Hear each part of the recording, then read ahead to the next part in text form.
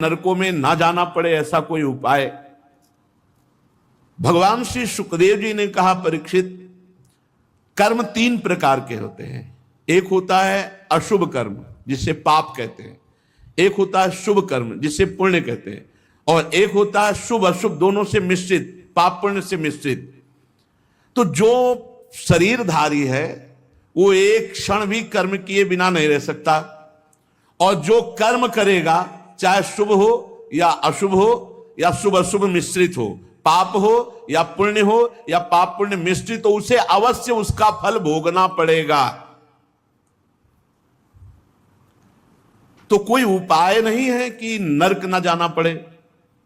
पाप कर्म बन गया, अब उसके परिणाम भोगना ही पड़ेगा, कोई उपाय नहीं कि बचा जा सके। तो कहा एक उपाय है प्रायश्चित, उस पाप का सम्यक प्रायश्चित कर लिया जाए।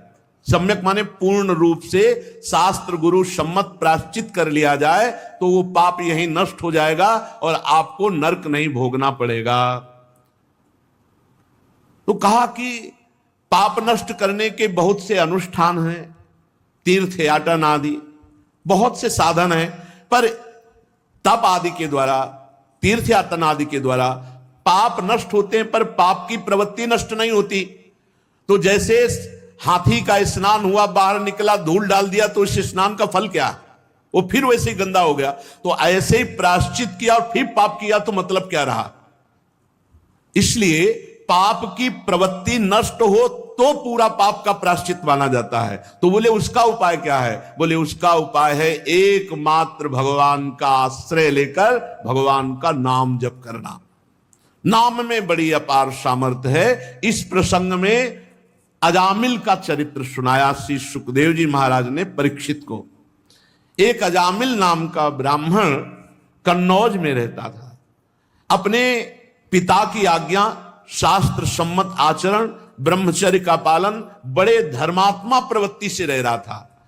एक दिन अपने पिता की आज्ञा से वो समिधा लेने के लिए जंगल गया तो वहां देखा एक वैश्या किसी नीच पुरुष के साथ वो विविध प्रकार से स्त्री सहवास आदि की क्रीड़ाएं कर रहा है।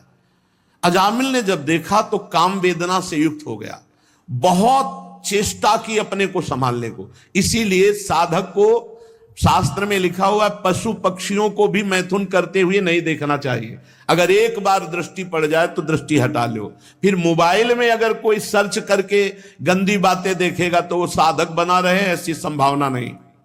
वो साधक बना रहे ऐसी संभावना नहीं, वो भ्रष्ट हो जाएगा। कोई मिले ना मिले, वो अकेले ही भ्रष्ट हो जाएगा।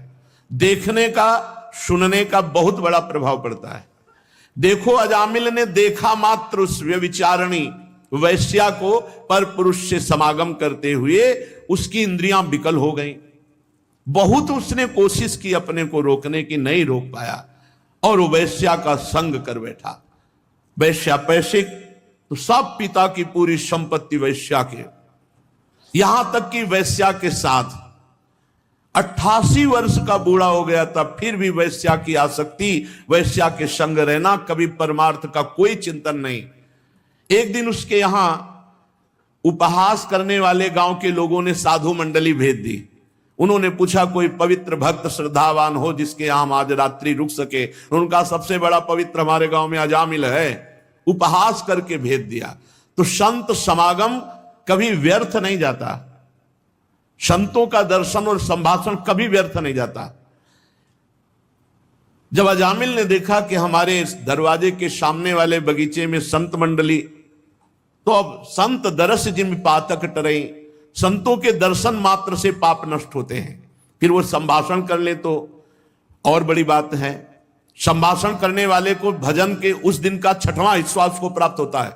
जो संत से संभाषण कर ले तो उस दिन के भजन का 6वां हिस्सा संभाषण करने वाले को प्राप्त होता है।